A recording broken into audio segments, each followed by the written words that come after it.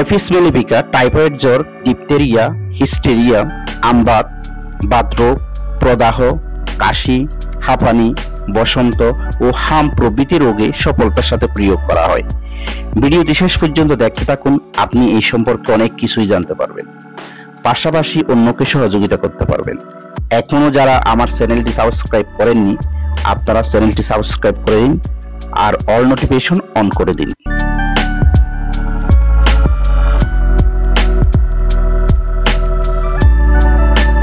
আসসালামু আলাইকুম সম্মানিত দর্শক বন্ধুরা, আশা করি আপনারা সবাই সুস্থ আছেন। ডিএনএ হোমিও কেয়ারের পক্ষ থেকে আমি আপনাদের স্বাগত জানাচ্ছি। আজকের আলোচনার বিষয় এপিস মেলিফিকা। এপিস মেলিফিকা একটি গুরুত্বপূর্ণ হোমিও ওষুধ। এটি হোমিও চিকিৎসায় এপিসমেল হিসেবে পরিচিত। এটি আমাদের অতি পরিচিত মৌমাছির বিষ থেকে উৎপন্ন করা হয়। এটি টাইফয়েড, আমবাত, বাতরোগ, ডিপথেরিয়া, প্রদাহ, কাশি, হাঁপানি, হিস্টেরিয়া, বসন্ত ও হাম প্রভৃতি রোগে প্রয়োগ করা হয়। ডিএসএমএস কোর্সের প্রথম বর্ষে এই ওষুধটি পড়ানো হয়। আজকে আমি এপিস মেলিফিকার বৈশিষ্ট্য, উৎস, প্রাপ্তিস্থান, ক্রিয়াস্থান, প্রস্তুত প্রণালী, প্রভার, রোগ সৃষ্টির কারণ, ধাতুগত বৈশিষ্ট্য, মানসিক লক্ষণ, চরিত্রগত লক্ষণ, মায়াজম, প্রয়োগ, বিভিন্ন রোগে ব্যবহার ও সেবনবিধি নিয়ে বিস্তারিত আলোচনা করব। এপিস মেলিফিকার রোগীদের ক্ষেত্রে কিছু গুরুত্বপূর্ণ বক্তব্য। মূত্র স্বল্পতা ও মূত্র কষ্ট লক্ষ্য করা যায়। জ্বালা পোড়া ও ফোলা দেখা যায়। স্পর্শকাতরতা ও গরম কাতরতা লক্ষ্য করা যায়। সুস্ফুটানোর মতো ব্যথা থাকে। প্রতিশব্দ: হানিবি, মৌমাছি, মধুমক্ষী। উৎস: এপিস মেলিফিকা প্রাণীজ হোমিও ওষুধ। জীবিত মৌমাছির বিষয় এপিস মেলিফিকার উৎস। প্রভার: আমেরিকান হোমিও চিকিৎসক ডাক্তার ফ্রেডেরিক হ্যামফ্রি 1852 সালে এপিস মেলিফিকা ওষুধটি পরীক্ষা করেন এবং পরবর্তীতে প্রকাশ করেন। ক্রিয়াস্থান: জরায়ু, ডিম্বকোষ, মূত্রগ্রন্থি, চর্ম, শ্লেষ্মিক ঝিল্লি, জিহ্বা, মুখ ও গলা। এইসব ক্ষেত্রে এপিস মেলিফিকার ক্রিয়া লক্ষ্য করা যায়। Formula: F4। ওষুধ প্রস্তুত প্রণালী: প্রয়োজনীয় পরিমাণে জীবন্ত মৌমাছি কাচের চিপি বিশিষ্ট পরিষ্কার বোতলের মধ্যে রাখতে হয়। আটকানো বোতলটিকে ধীরে ধীরে নাড়াচাড়া করে মৌমাছিগুলোকে উত্তেজিত করতে হয়। অল্প পরিমাণে রজ বোতলে ঢালতে হয় এবং 8 থেকে 10 দিন পর্যন্ত মৌমাছিগুলোকে পানির মধ্যে ডুবিয়ে রাখতে হয়। 10 দিন পর যে টিংচার পাওয়া যাবে তা ঢেলে ছাঁকিয়ে নিতে হয়। টিংচার ঢেলে নেওয়ার পর অবশিষ্ট মৌমাছিগুলোকে চেপে নিতে হয়। এই টিংচারই মূল অরিষ্ট। 2x শক্তি প্রস্তুত করতে 1 ভাগ অরিষ্ট, 4 ভাগ পানি এবং 5 ভাগ পরিশ্রুত সুরাসার প্রয়োজন হয়। তবে 3x এবং উচ্চ শক্তিতে পরিশ্রুত সুরাসারের প্রয়োজন হয় না। এপিসমেলের মায়াজম: এপিসমেলে 2 ধরনের মায়াজম পাওয়া যায়, যেমন অ্যান্টিসুরিক এবং অ্যান্টিসাইকোটিক। প্রয়োগ ক্ষেত্র: পিত্ত প্রদান ও সহজে উত্তেজনাশীল ব্যক্তি, নার্ভাস ধাতুর লোক, বিধবা ও বয়স্ক কুমারীদের পীড়া, যেমন জ্বর, টাইফয়েড, আমবাত, বাতরোগ, ডিপথেরিয়া, প্রদাহ, কাশি, হাঁপানি, হিস্টেরিয়া, বসন্ত ও হাম প্রভৃতি ক্ষেত্রে এপিসমেল প্রয়োগ করা হয়। এপিসমেলের গঠনগত বা ধাতুগত বৈশিষ্ট্য বা লক্ষণ: মুখমণ্ডল মোমের মতো, গণ্ডমালা ধাতু বিশিষ্ট, মাথার চুল পাতলা, চোখের নিচে ও উপরের পাতা ফুলা, মুখমণ্ডল চকচকে, রক্ত স্বল্পতা ও ফ্যাকাশে। এছাড়াও ক্ষত, জ্বালা, চুল ব্যথা, ফুলা, অবসন্নতা ও মূর্ছাভাব, অস্থিরতা, উত্তেজনা, অযথা হাস্যভাব, প্রবল কামেচ্ছা, হিংসা, হাত থেকে জিনিস পড়ে যাওয়ার মতো লজ্জাকর বিষয় লক্ষ্য করা যায়। মানসিক লক্ষণ। অস্থিরতা। স্নায়ুমণ্ডলের উত্তেজনা হতেই অস্থিরতা আরম্ভ হয়। মস্তিষ্ক বিকারের রোগী হঠাৎ করে চিৎকার করে ওঠে। অনেক সাবধান থাকলেও ছোট ছেলে মেয়েদের হাত থেকে জিনিস পড়ে যায়। ছোট বালক রোগী ছটফট করে, এটা নাড়ে ওঠা নাড়ে, না নাড়লে ভালো লাগে না। রোগীর মনটি সর্বদাই হিংসায় এবং সন্দেহে পূর্ণ থাকে। চরিত্রগত লক্ষণ। ব্যথা পর্যায়ক্রমে আসে, তা হঠাৎ উপস্থিত হয়ে অল্প মাত্রা থাকে এবং অত্যন্ত যন্ত্রণা দেয় এবং হঠাৎ এক স্থান থেকে অন্য স্থানে সরিয়ে যায়।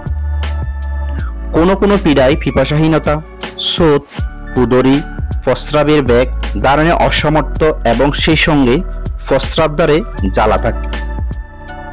প্রস্রাব গুড় রক্তবর্ণের হয়। বেলা 3টার সময় জ্বর আসে, উত্তপ্ত ঘরে থাকতে কষ্ট অনুভব হয়। পীড়া ডান দিক থেকে আরম্ভ হয়ে বাম দিকে যায়। কোনো কোনো পীড়ায় রোগীর গায়ের চামড়া মোমের মতো সাদা দেখায়। যে কোনো পীড়ায় রোগী ঘুমন্ত অবস্থায় বা ঘুম ভাঙলে রোগী উচ্চস্বরে চিৎকার করে ওঠে।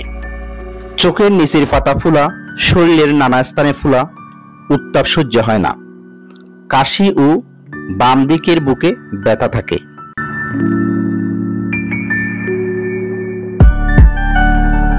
শরীরের বিভিন্ন অঙ্গ প্রত্যঙ্গের লক্ষণ। এফিসমেলের রোগীর মাথার লক্ষণ। মাথা ঘুরা অনুভব হয়, সমস্ত মাথায় অবসাদগ্রস্ত মনে হয়, ছুরি ফুটানোর মতো ব্যথা অনুভব হয়, মাথা চাপলে উপশম হয় আর নড়াচড়া করলে ব্যথা বৃদ্ধি পায়।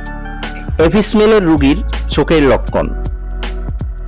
চোখের নিম্ন পাতা ফোলা ও লাল দেখায়, সর্বদা আলোক আতঙ্ক দেখতে পাওয়া যায়, চোখ হতে অশ্রুস্রাব নির্গত হয়, চোখে হুল ফুটানো ব্যথা থাকে এবং জ্বালা পোড়া অনুভব হয়। এফিসমেলের রোগীর নাকের লক্ষণ।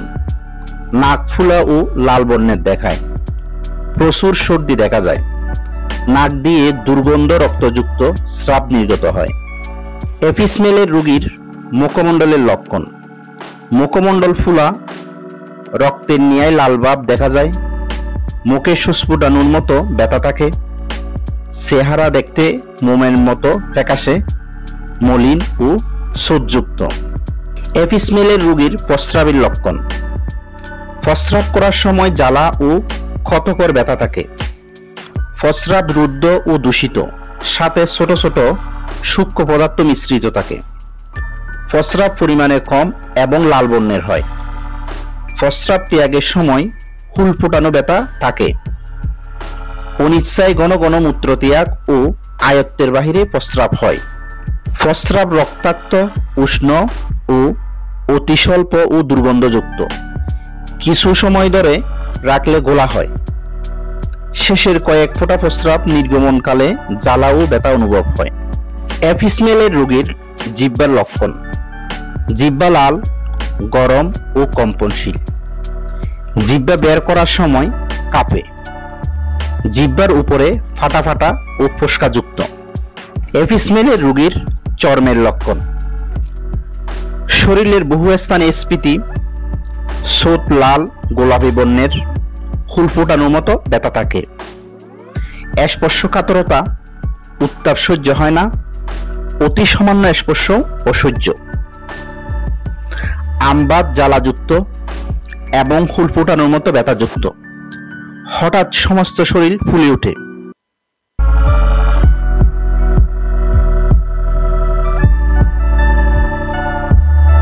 বিভিন্ন রোগ ও এপিসমেলিফিকার ব্যবহার।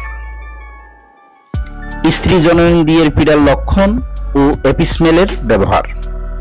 এই ক্ষেত্রে কিছু নির্দিষ্ট লক্ষণ দেখা যায়, যেমন ডিম্বকোষের প্রদাহ, হুল ফোটানো ব্যথা, ডান দিকের ডিম্বকোষের প্রদাহ ও ব্যথা, জ্বালার সাথে জরায়ুর প্রদাহ, ডান দিকের টিউমার, সিস্টিক টিউমার ও কাশি। এইসব লক্ষণ প্রকাশের মাধ্যমে স্ত্রী জনন ইন্দ্রিয়ে রোগ সৃষ্টি হলে এভিস মেলিফিকা ব্যবহারে সেরে যায়। প্রস্রাবের পীড়ার লক্ষণ ও এপিসমেলের ব্যবহার। কিছু নির্দিষ্ট লক্ষণ দেখা যায়, যেমন প্রস্রাব করার সময় মূত্রনালীর মধ্যে অত্যন্ত জ্বালা ও ফুলফুটানো ব্যথা, ঘন ঘন প্রস্রাবের বেগ। প্রস্রাবে বেগ আসলে রোগী 1 মিনিটও ধারণ করতে পারে না। জ্বালা যন্ত্রণার সাথে রক্তস্রাব। এসব লক্ষণ প্রকাশের মাধ্যমে প্রস্রাবের পীড়ার সৃষ্টি হলে এপিসমেল ব্যবহারে দ্রুত সেরে যায়। জ্বরের লক্ষণ ও এপিসমেলের ব্যবহার। এই জ্বর সবিরাম, অবিরাম, স্বল্প বিরাম, টাইফয়েড, বিকার, হাম, বসন্ত ইত্যাদি হতে পারে। এর কিছু নির্দিষ্ট লক্ষণ রয়েছে। প্রথমে শীত, পরে উত্তাপ ও শেষে উত্তাপের জন্য সারা শরীরে জ্বালা। দেহে কোনো স্থান উত্তপ্ত, কোনো স্থান ঠান্ডা। রোগী পেটেই অধিক উত্তাপ অনুভব করে। গায়ের ত্বক উত্তপ্ত ও শুষ্ক থাকে। কখনো কখনো অল্প ঘাম হয় এবং দ্রুত শুকিয়ে যায়। রোগী স্থির হয়ে ঘুমাতে চায়, স্নায়বিক কারণে ঘুমাতে পারে না, বিট করে। এসব লক্ষণ প্রকাশের মাধ্যমে জ্বর হলে এভিস মেলিফিকা ব্যবহারে সেরে যায়। সবিরাম জ্বরের লক্ষণ ও এপিসমেলের ব্যবহার। এক্ষেত্রে কিছু নির্দিষ্ট লক্ষণ দেখা যায়, যেমন জ্বর প্রায় বেলা 3টার সময় আসে। শীত শীত ভাব কখনো থাকে, আবার কখনো থাকে না। ত্বক শুষ্ক, মধ্যে মধ্যে ঘাম হয়, আবার কখনো ঘাম হয় না। পিপাসা প্রায় কোনো অবস্থাতেই থাকে না। শীত অবস্থায় কখনো পিপাসা থাকে, কিন্তু তা অতি অল্প। উত্তপ্ত অবস্থায় রোগীর গাত্রদাহ এবং বুকে ভারবোধ অনুভব হয়। আমবাতের লক্ষণ ও এপিসমেলের ব্যবহার। এক্ষেত্রে কিছু নির্দিষ্ট লক্ষণ দেখা যায়, যেমন সব উদ্ভিদেই রং গোলাপি, অত্যন্ত চুলকায়, জ্বালা করে। উদ্ভিদগুলোতে ফুল ফোটানোর মতো ব্যথা থাকে। ঘুমালে ফুসকুড়ি মিলিয়ে যায়। বিছানা হতে উঠলেই ফুসকুড়ি আবার বের হয়। এসব লক্ষণ প্রকাশের মাধ্যমে আমবাতের সৃষ্টি হলে এভিস মেলিফিকা খুবই কার্যকরী হিসেবে কাজ করে। প্রদাহের লক্ষণ ও এপিসমেলের ব্যবহার। এক্ষেত্রেও কিছু নির্দিষ্ট লক্ষণ দেখা যায়, যেমন প্রদাহে রস সঞ্চয় হয় ও ফুল ফুটানোর মতো ব্যথা থাকে। মেনিনজাইটিস প্রদাহে রোগী অগুর আচ্ছন্নভাবে পড়ে থাকে এবং মাঝে মাঝে চিৎকার করে। ফ্লোরাইটিস প্রদাহে রস জমে, বুকে হাপের টান এবং হুল ফুটানো, জ্বালা পোড়া থাকে। প্রদাহের স্থান ফুলে যায়, ফুলা স্থান লাল বর্ণ দেখায়। এইসব লক্ষণ প্রকাশের মাধ্যমে প্রদাহের সৃষ্টি হলে এভিস মেলিফিকা খুব ভালো কাজ দেয়। চক্ষু পীড়ার লক্ষণ ও এপিসমেলের ব্যবহার। এই ক্ষেত্রেও কিছু নির্দিষ্ট লক্ষণ দেখা যায়, যেমন চোখের ভিতরে ও বাহিরে প্রদাহের সৃষ্টি হয়। চোখের ভিতরে অত্যন্ত জ্বালা করে। চোখের নিচের পাতা ফুলে ওঠে এবং লাল বর্ণ হয়। চোখ খুলতে পারে না, বন্ধ হয়ে যায়। আলো সহ্য হয় না, কুটকুট করে জল পড়ে। এইসব লক্ষণ প্রকাশের মাধ্যমে চক্ষু পীড়া হলে এভিস মেলিফিকা ভালো উপকার করে। ছোটের লক্ষণ ও এভিস মেলিফিকার ব্যবহার।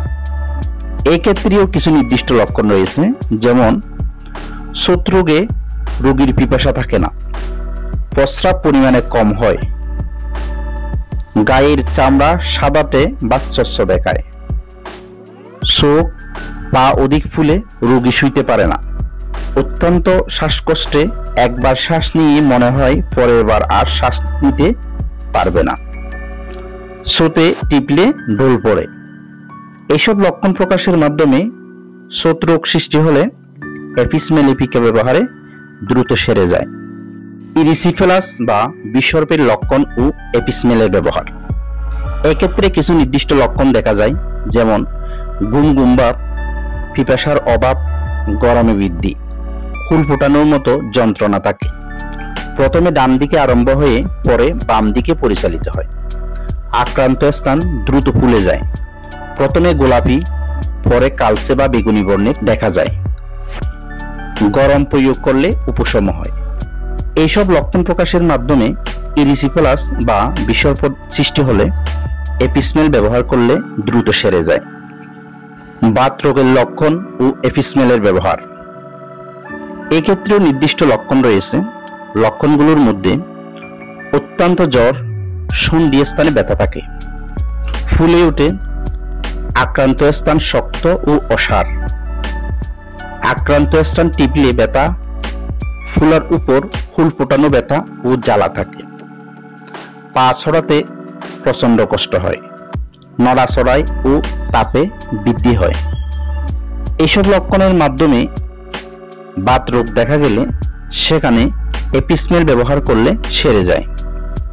ডিপথেরিয়া রোগের লক্ষণ ও এপিসমেলের ব্যবহার। এক্ষেত্রেও কিছু নির্দিষ্ট লক্ষণ রয়েছে, যেমন গলায় ফুলা, সেখানে হুল ফুটানো ব্যথা থাকে, টনসিল ও আলজিভ ফুলা ও বড় হয়, গলা ও জিভ ফুলে যায়, তাই নিঃশ্বাস ফেলতে কষ্ট হয়, গলনালী অত্যন্ত লাল হয়ে যায়, পিপাসার অভাব থাকে। এইসব লক্ষণ প্রকাশের মাধ্যমে ডিপথেরিয়া হলে এপিসমেল ব্যবহার করলে সেরে যায়। কাশি ও হাঁপানির লক্ষণ ও এপিসমেলের ব্যবহার। এই ক্ষেত্রেও কিছু নির্দিষ্ট লক্ষণ দেখা যায়, যেমন বিসর্প রোগের সাথে হাঁপানি ও কাশি হতে পারে, গলনালী, লেরিংস, গেটিস প্রভৃতি ফুলে যায়, বুকে প্রচন্ড ব্যথা অনুভব হয়, শ্বাসকষ্ট দেখা দেয় ও নিঃশ্বাস নিতে কষ্ট হয়, নিঃশ্বাস নিতে ও ফেলতে চরম উৎকণ্ঠা অনুভব হয়। এইসব লক্ষণ প্রকাশের মাধ্যমে কাশি ও হাঁপানি হলে এপিসমেল ব্যবহারে সেরে যায়। হিস্টেরিয়ার লক্ষণ ও এপিসমেলের ব্যবহার। এক্ষেত্রেও কিছু নির্দিষ্ট লক্ষণ দেখা যায়, যেমন সকল কথায় তর্ক ও বকাবকি লক্ষ্য করা যায়, চঞ্চলতা থাকে, মাঝে মাঝে হঠাৎ রেগে যায়, বিনা কারণে কিলকিল করে হাসে, কোনো কাজে মন বসে না, হাত হতে প্রায় জিনিসপত্র পড়ে যায় ও হাসে, বমি বমি ভাব থাকে। এসব লক্ষণ প্রকাশের মাধ্যমে হিস্টেরিয়া হলে এপিসমেল ব্যবহারে সেরে যায়। হাইড্রোকেফালসের লক্ষণ ও এপিসমেলের ব্যবহার। এক্ষেত্রেও কিছু নির্দিষ্ট লক্ষণ রয়েছে, যেমন প্রথম অবস্থায় শিশু ঘুমাতে ঘুমাতে হঠাৎ চিৎকার করে ওঠে, বালিশে কেবল মাথাটি এপাশ ওপাশ করে, শরীরে একদিকে আক্ষেপ হয় এবং অন্যদিকে ফক্কাঘাত দেখা যায়, মাথায় পানি জমে। এসব লক্ষণ প্রকাশের মাধ্যমে হাইড্রোকেফালাস হলে এপিসমেল ব্যবহারে সেরে যায়। বসন্ত ও হামের লক্ষণ এবং এপিসমেলের ব্যবহার। এক্ষেত্রেও কিছু নির্দিষ্ট লক্ষণ রয়েছে, যেমন বসন্ত রোগে অত্যন্ত চুলকায় ও ফুলে যায়, হাম বসে বিকার জ্বর দেখা দেয়, কাশি ও পেটের পীড়া লক্ষ্য করা যায়। এসব লক্ষণ প্রকাশের মাধ্যমে বসন্ত ও হাম হলে এপিসমেল ব্যবহারে সেরে যায়।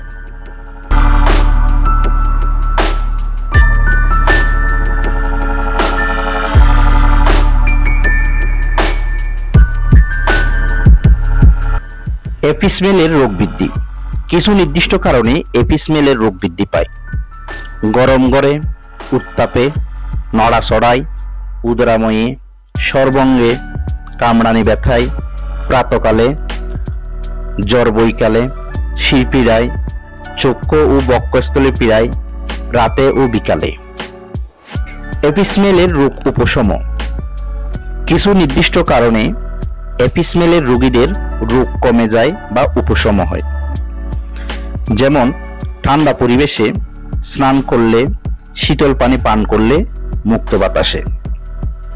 এপিসমেলের অনুপূরক ওষুধ: natrum mur, arsenic album, graphites, sulphur, pulsatilla. এপিসমেলের পরবর্তী ওষুধ। কিছু নির্দিষ্ট ওষুধ রয়েছে যেগুলো পরবর্তীতে ব্যবহার করা হয়। Arnica montana, arsenic album, graphites, iodium, lycopodium, pulsatilla, natrum mur, অ্যাস্ট্রোমোনিয়াম, সালফার। এপিসমেলের ক্রিয়ানাশক ওষুধ ও খাবার। কিছু নির্দিষ্ট ওষুধ ও খাবার রয়েছে যেগুলো এপিসমেলের ক্রিয়াকে নষ্ট করে দেয়, যেমন acid carbolic, cantharis, ipecac, lachesis, lactic acid, ledum, plantago, লবণ, মিষ্টি দ্রব্য, তৈল, পেঁয়াজ। এপিসমেলের ক্রিয়াকাল 10 থেকে 20 দিন। এপিসমেলের ব্যবহৃত শক্তিসমূহ। এপিসমেলের অনেকগুলো শক্তির ওষুধ রয়েছে, যেমন এপিসমেল mother tincture, এপিসমেল 3x, এপিসমেল 6, এপিসমেল 6x, এপিসমেল 30, এপিসমেল 200, এপিসমেল 1000, এপিসমেল 1m, এপিসমেল 10m, এপিসমেল 50m।